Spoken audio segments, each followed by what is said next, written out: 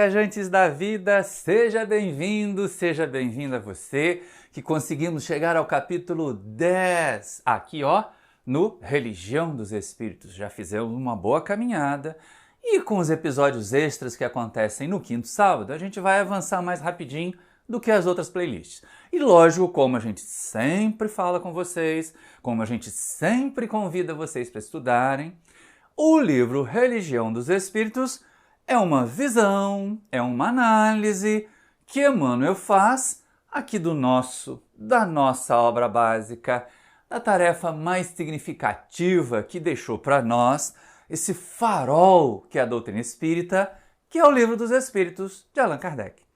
E hoje, especificamente, o Emmanuel vai trazer uma listinha para a gente observar. Se a gente gabaritar essa lista, é bom ficar atento, é bom ficar preocupado no rumo que tem que tomar na vida. Mas, antes do Emmanuel, como sempre, a gente pensa aqui na questão do Livro dos Espíritos que ele escolheu.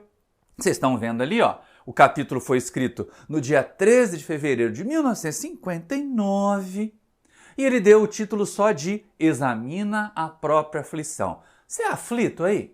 Você é aflita aí por alguma coisa que vem acontecendo? De vez em quando, você, amigo ou amiga, pensa: nossa, minha vida tá tão difícil, minha vida tá tão triste, parece que Deus está com raiva de mim.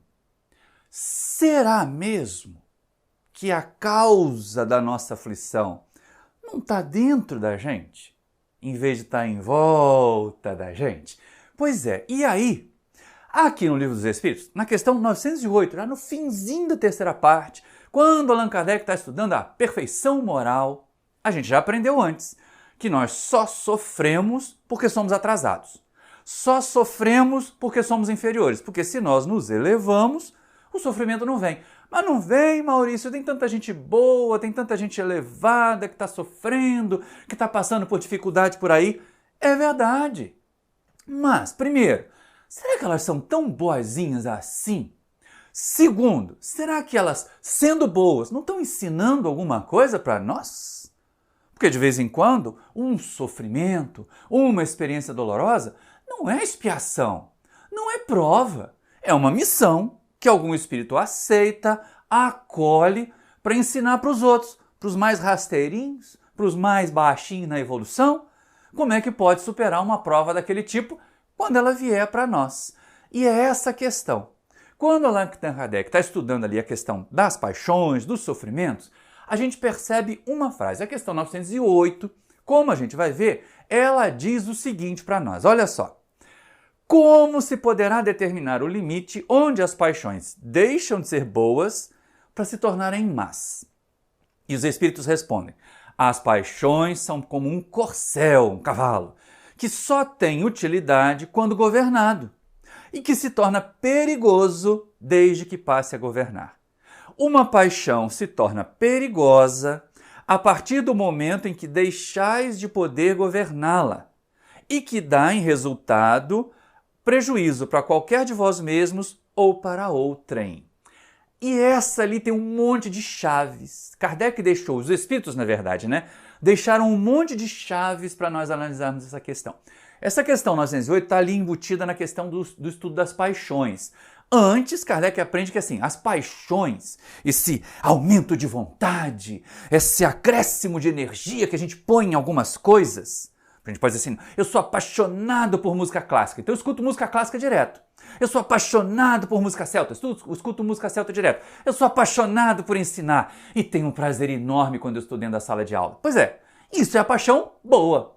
É a paixão que não governa a gente. Mas aí os espíritos dizem assim: olha, é igual um cavalo. Que se ela for conduzida, governada, se essa energia extra, se essa energia a mais, ela for governada por nós, nosso raciocínio, nosso sentimento, ditando as diretrizes boas para elas vão ser ótimas. O problema é que ela fica perigosa quando começa a governar. Solta a rédea do cavalo e deixa ele para onde eu apontar o focinho. Vocês vão ver onde é que a gente não vai parar, em que buraco, em que árvore que a gente vai bater. Pois é, as paixões, essa energia a mais, são boas enquanto nós as governamos. são ruins quando elas passam a governar a gente. Quando a gente diz assim, ai, eu não consegui resistir, ai, foi mais forte do que eu, cuidado, isso é um sinal de alerta. Acendeu o sinal vermelho aí de que provavelmente alguma paixão está governando a gente. Mas olha só, tem uma outra chave. Como é que eu vou descobrir que essa paixão é boa ou é má? Como é que eu vou descobrir que essa energia que eu estou usando está fazendo mal? E ali eles dizem, olha, quando ela causa mal para alguém, não é só quando ela consegue nos governar. É quando ela faz mal para alguém ou quando ela faz mal para nós. E é exatamente com essa chave, ela faz mal para alguém, ela faz mal para nós, que nós vamos estudar o texto do Emmanuel. Que nós vamos ver, e que a listinha do Emmanuel, ela traz exatamente isso. Ela vai naqueles pontos em que a nossa paixão, em que a nossa energia adicional já começou a governar. E aí ela causa mal para alguém e causa mal para nós. Causa prejuízo, causa dano para nós ou causa algum tipo de prejuízo para alguém. E vem logo o Emmanuel com um alerta. Ele não vai, deixa ver, gente, quando eu estava estudando, quando eu estava preparando o roteiro desse vídeo, eu comecei a fazer um checklist. Será que eu já caí nessa? Será que eu já caí nessa? Será que eu já caí nessa? Porque assim, são tantas situações, ele pega uma listinha ali razoável de situações em que muitas vezes nós somos governados por essas paixões e dá muito errado. Dá muito ruim, como falam os jovens, na vida da gente, na vida das pessoas em volta. A gente espalha muita dor, a gente espalha muito sofrimento, a gente colhe, principalmente, a gente colhe muito sofrimento. Então ele começa com um alerta. Olha só. Examina a própria aflição, para que não se converta a tua inquietude em arrasadora tempestade emotiva. Maurício, o que ele quer dizer com isso? Ele quer dizer que aquela pergunta que eu fiz no começo, será que nós estamos sofrendo, nós estamos aflitos porque Deus está punindo a gente? Porque as outras pessoas são malvadas para nós? Ou será que é porque nós, de alguma forma, de algum jeito, desencadeamos isso? Examine os próprios sofrimentos, examine as próprias aflições. Pergunte aí, será que não fui eu que causei isso? Será que não foi um excesso meu que causou isso?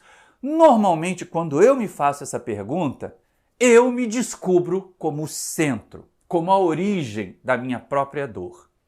Não sei quanto a vocês, mas essa é uma análise que eu posso fazer já antecipado, antes de entrar na listinha do Emmanuel.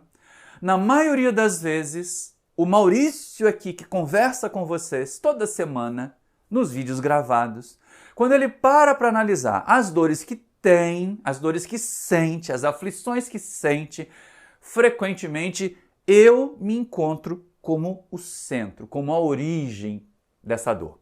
Ah, mas foi... Não, outras pessoas podem participar, outras pessoas podem causar o efervescência, podem causar a erupção dessa dor, mas ela nasce dentro de mim.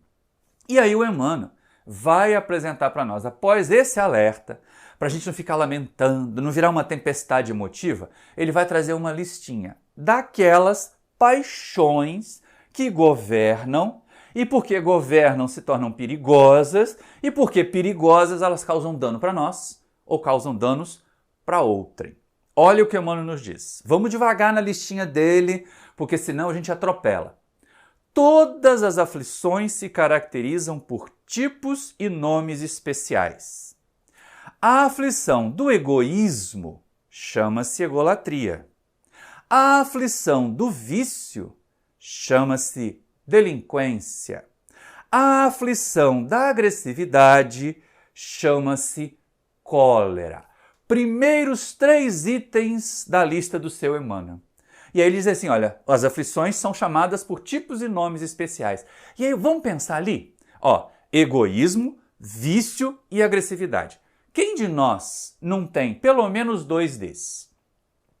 Ah, eu não tenho vício nenhum. Pode não ter um vício na dependência química, mas às vezes nós nem nos percebemos com um vício em pensamentos negativos, com um vício em comida, com um vício em sexualidade desregrada, que não afeta, aparentemente não afeta a ninguém, mas que no fundo, sim, alguém que sai por aí fazendo sexo à torta direito, sabe lá quanta tristeza, quanta dor, quanta decepção não está espalhando? Alguém egoísta, essa eu amei. Quando eu parei para pensar, quando eu parei para refletir, porque sim, egoísmo é a chaga da sociedade, né? A gente não aprendeu isso lá também no Livro dos Espíritos? E vai aprender até um pouquinho mais à frente ali nessas questões de que o Kardec está tratando? Pois bem, o egoísmo é a chaga da sociedade, é o mal maior, é a origem de todos os outros males. E aí o Emmanuel diz assim, a aflição do egoísmo, quer dizer, a dor causada por quem é egoísta, se chama egolatria. Aí eu parei para pensar, mas egolatria? O ególatra só olha para si mesmo, gosta dele mesmo. Não, ele quer ser adorado. Ele quer que os outros também amem o seu ego. E o mundo não é assim, né, meu amigo, minha amiga? O mundo não ama o nosso ego, o mundo não escova o nosso ego. Então o egoísta, que acaba virando ególatra, ele sofre a decepção de não ser a última cereja no alto do bolo, de não fazer parte daquele elite que ele acha que participa. E é isso. E aí olha só a última questão ali, a agressividade. Ufa, imagina quantos de nós dizem assim, eu tenho pavio curto, eu não tenho nem pavio mais. Pois é. E aí a agressividade desencadeia a paixão, essa energia na agressividade desencadeia muitas vezes as explosões de cólera. E aí não é no Livro dos Espíritos não, mas é lá no Evangelho, você tem aquela mensagem à cólera, em que o benfeitor espiritual que dá a mensagem, já nas instruções dos Espíritos, diz assim, se vocês pudessem se ver nos momentos de cólera, sentiam pena. E ainda tem mais. Quantos de nós, nos momentos de cólera, não ferimos? Aí vem aquela história lá da questão 908. Causa dano para mim? Causa dano para os outros? Um acesso de cólera a gente pode fazer muito mal para os outros. Não tem casos aí de pais e mães que espancam os filhos por uma arte, por uma estripulia, e isso vai parar até no hospital, isso dá problema sério, inclusive na justiça? Pois é. Depois vem o arrependimento, eu não devia ter feito isso, eu não devia ter agredido. Aí já foi. Então é melhor prevenir do que remediar. Mas vamos seguir com a lista do Emmanuel, porque senão esse vídeo curtinho vira uma palestra de mais de 1 hora, e a gente está aqui para estudar o Religião dos Espíritos nessa vibe aí dos 20 minutos, 25 minutos no máximo, não é verdade? E aí olha só como progride a lista do Emmanuel. A aflição do crime chama-se remorso. A aflição do fanatismo chama-se intolerância. A aflição da fuga chama-se covardia. A aflição da inveja chama-se despeito. A aflição da leviandade chama-se insensatez. Outro momento de pausa para nós aqui, para a gente só pontuar ali rapidinho. Gente, do crime nem precisa muito comentário, né? Pode ser que o indivíduo seja um criminoso, que ele se locuplete fazer isso, mas tem uma hora, não tem jeito, as leis de Deus estão em nós. O erro, a percepção do erro vai aparecer e aí dá uma dor na consciência, dá um remorso danado. A intolerância e o fanatismo estão ali associadinhos, né? Cuidado para nós não virarmos fanáticos espíritas. Como é gostoso trabalhar e participar de algumas atividades online em que nós trazemos companheiros e companheiras de outros credos. Por exemplo, a irmã Ilha Pinheiro, estive numa live com ela recentemente, que delícia! Fiz um curso com ela recentemente, que delícia! Então, o fanatismo é que nos leva à intolerância. E, gente, por favor, olha quanta intolerância na nossa sociedade ainda, né? Então, esse excesso de energia na crença, que é o fanatismo, a paixão, ela acaba gerando a intolerância, a segregação, a separação. E olha que coisa incoerente, né? O fanático cristão é doido, porque não é possível, gente. Quando você tem uma mensagem de Jesus, que é acolhedora, que é amorosa, que é fraterna, e alguém assume que porque abraça essa mensagem tem que agredir os outros, tem alguma coisa errada no raciocínio dessas criaturas. Mas e fuga, Maurício? Que história é essa de fuga? É fuga num outro sentido, é fuga num sentido psicológico, não é sair correndo. Se bem que a covardia muitas vezes faz a gente sair correndo, né? Sair correndo das situações desafiadoras, sair correndo de pessoas que podem testar as nossas fragilidades, a gente tende a se afastar. E o covarde, normalmente, ele tem muita dificuldade de progredir. Por quê? Quem é covarde nega a si mesmo a capacidade ou a energia de realizar transformações. Mas olha só que coisa interessante. Inveja. Ufa, qual é a consequência da inveja? É o despeito. Ele não tem, eu não tenho, o outro tem, por que que o outro tem que eu não tenho, por que... Gente, isso não é complicado? Olha que vida amarga. Ali, ó, inveja. De novo aparece lá no Livro dos Espíritos, na questão 921, por ali assim, a ideia de que a inveja causa muito mal para nós. Então, está inclusa naquelas paixões, né, que a gente perde o controle e que acabam fazendo mal, principalmente para nós. Porque, ó, sinceramente, a inveja não vai fazer mal para o invejado. Ah, mas aquele olho de seca-pimenteira, eu olhei o carro novo do meu vizinho, o carro quebrou. Não, não foi você. O carro é que era uma porcaria mesmo. Mas a inveja faz muito mal para nós. A inveja faz muito mal para quem é o invejoso. E aí, lógico, leviandade, ali nos vários tipos, né?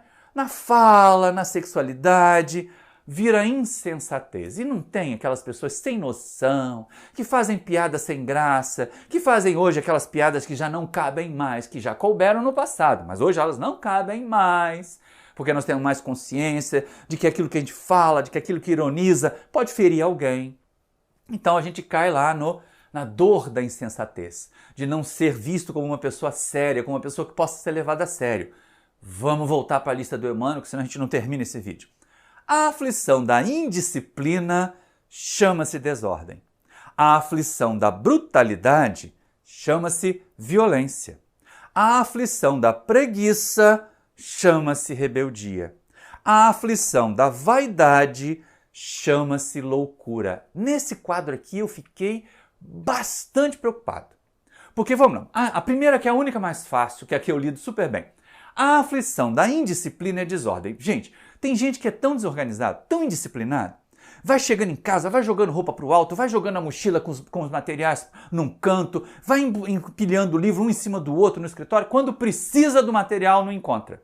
Então, ó, a aflição da indisciplina é mesmo a desordem. Mas a gente tem que tomar um cuidado danado, para que a aflição não seja a aflição da disciplina excessiva. Porque senão a gente fica engessado, vira um robô, tudo tem que estar no lugar, tudo tem que ser certo. Calma, tem que ser disciplinado até para sair da disciplina, tá? Mas a gente precisa. E aí vem as outras coisas. Brutalidade, né? A gente acaba tendo atos violentos, está muito parecida àquela com a da cólera. Agora, olha só, preguiça gerando rebeldia. Mas por quê? Porque muitas vezes o preguiçoso não quer fazer e põe o fardo nas costas dos outros que estão em volta. Ah, minha mãe não gosta de mim porque não faz a comida que eu gosto. Mas você tira o prato para pelo menos ajudar a arrumar a cozinha depois que acaba? Não sobrecarrega a velhinha, né? Tenha cuidado com isso. E aí, ó, essa que foi me preocupou mais. A aflição da vaidade gera a loucura, ou chama-se loucura. Mas por quê?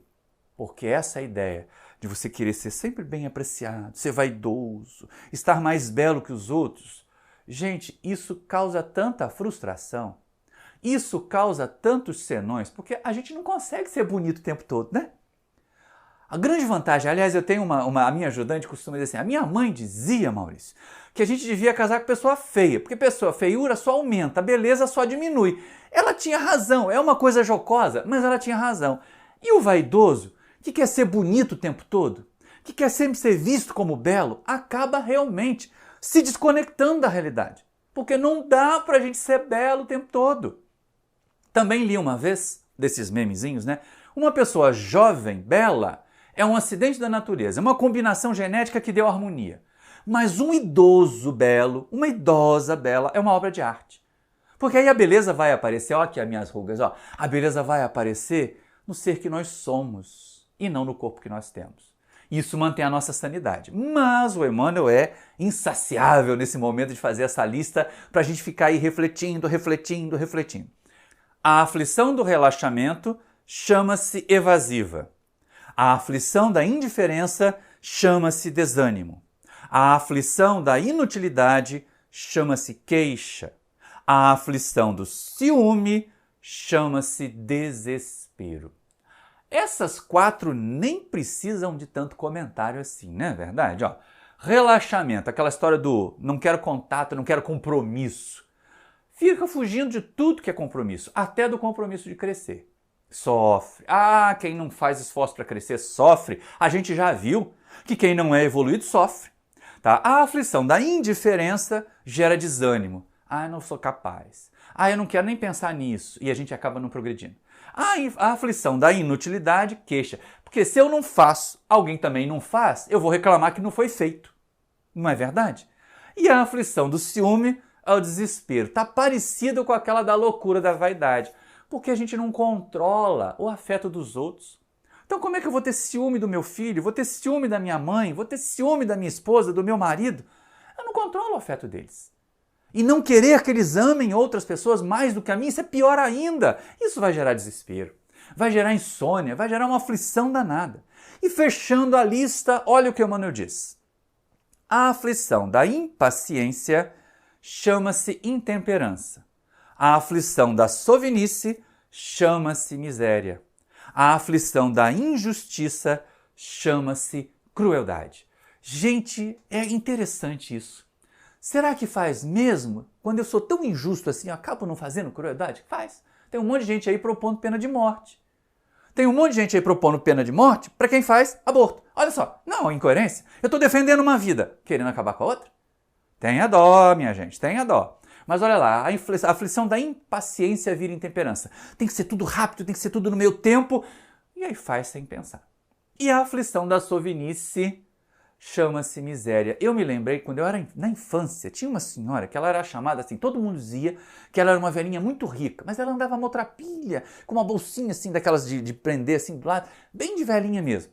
Só quando ela desencarnou é que se descobriu que ela guardava um monte de dinheiro dentro de casa e que tinha tudo perdido valor, e que tinha tudo vencido. Ou seja, muitas vezes o sovina, o avarento, acaba na miséria. Se não é na miséria material, acaba na miséria afetiva. A miséria afetiva, com certeza, o avarento vai encontrar. Porque ele não consegue cultivar com os bens que tem o afeto. Não é comprar, não. É cultivar, é produzir coisas que levem ao afeto. Aí o Emmanuel vai concluir. Vai trazer para nós a mensagem final para nós, levarmos agora ao longo dessa semana aí refletindo. Cada criatura tem a aflição que lhe é própria. A aflição do reino doméstico e da esfera profissional, do raciocínio e do sentimento. Os corações unidos ao sumo bem, contudo, sabem que suportar as aflições menores da estrada é evitar as aflições maiores da vida. E por isso, apenas eles, anônimos heróis da luta cotidiana, conseguem receber e acumular em si mesmos os talentos de amor e paz reservados por Jesus aos sofredores da terra, quando pronunciou no monte a divina promessa: bem-aventurados os aflitos. E o Emmanuel termina dizendo assim, as aflições da gente podem às vezes não trazer bem-aventurança, se elas são causadas por aquelas paixões desgovernadas, se elas são causadas pelos nossos vícios. Somente os trabalhadores do bem aprendem que pode até ter aflição, pode até ter dificuldade, pode até ter problema, doença, pobreza, mas se eles enfrentam as aflições do caminho, eles se poupam das aflições da vida. E aí, meu amigo, e aí, minha amiga, que nós chegamos ao final desse texto do Emmanuel. Muita coisa para refletir, não é? Muita coisa para a gente pensar. Mas, antes de nós encerrarmos, se pergunte, será que aquilo que eu percebo como uma vontade a mais faz mal para mim? Faz mal para outras pessoas? Se a resposta for sim para uma dessas duas perguntas, pode parar. Trata de mudar de caminho e pensa assim, a vida não vai me poupar de aflições. Mas quais são boas? Quais são aquelas que a gente tem bem-aventurança? E quais não são boas? A gente vai descobrir que as que não são boas são aquelas baseadas nas nossas paixões desgovernadas. Espero que você tenha gostado desse vídeo. Se gostou e ainda não é inscrito, não é inscrita no canal, se inscreve aí. Acione o sininho para receber as notificações. Deixa um like agora. Se não gostou, deixa um dislike, comenta aí embaixo por que gostou, por que não gostou, se eu falei besteira, se eu falei alguma coisa que te consolou. E se gostou muito, muito, por favor, vamos levar essa mensagem de amor mais longe? Pega o link e manda para os seus amigos, coloca nas suas redes sociais. Um grande abraço para vocês e até o próximo vídeo!